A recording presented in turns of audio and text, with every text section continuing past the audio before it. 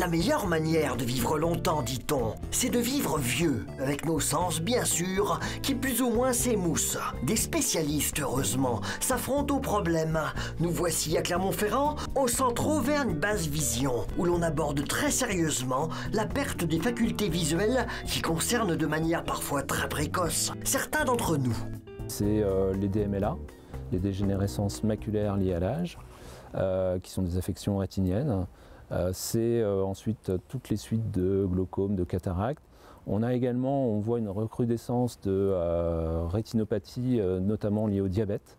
S'y est ajouté en plus une population qu'on n'avait pas forcément pressentie au départ, qui sont toutes les personnes cérébrolésées ou victimes d'AVC, qui peuvent avoir aussi des troubles neurovisuels.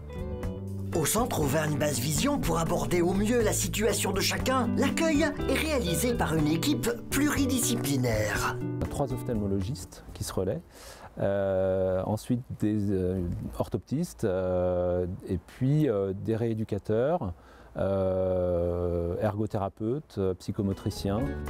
Moi, je suis là pour évaluer un petit peu les restes visuels des patients, pour voir comment ils fonctionnent avec leur vision, essayer de développer, optimiser ce fonctionnement. Voilà.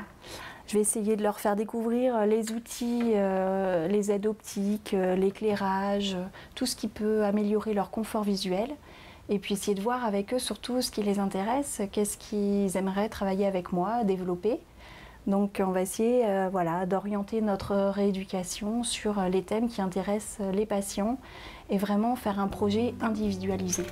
Un travail spécifique est notamment effectué sur la mobilité. Isabelle Graff, qui a vu sa vue progressivement décliner au cours de sa vie, fréquente aujourd'hui le centre. En 2008, je suis tombée plusieurs fois dans la rue. Et j'ai dû être opérée d'un genou à la suite d'une des chutes qui était importante.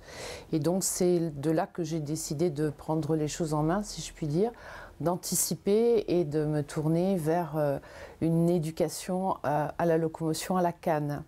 Et je me suis tournée vers une école de chien guide parce que mon optique était aussi d'avoir un chien. Le centre Basse Vision, en fait, lui m'apporte tout le complément nécessaire pour apprendre à vivre autrement, c'est-à-dire à avoir des comportements différents en termes de vie quotidienne, à utiliser de nouveaux outils pour pouvoir continuer à lire.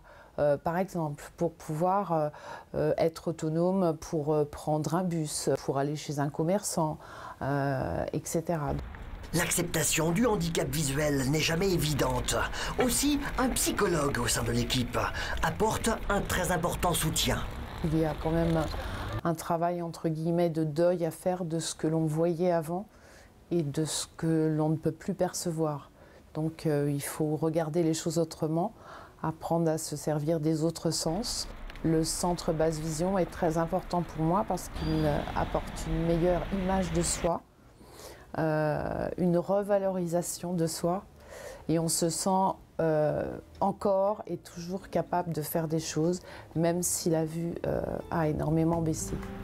Pour conduire au mieux les choses, chaque patient est pris en charge une demi-journée par semaine, sur une période qui n'excède généralement pas 6 mois. Tous les frais sont couverts par l'assurance maladie et les mutuelles.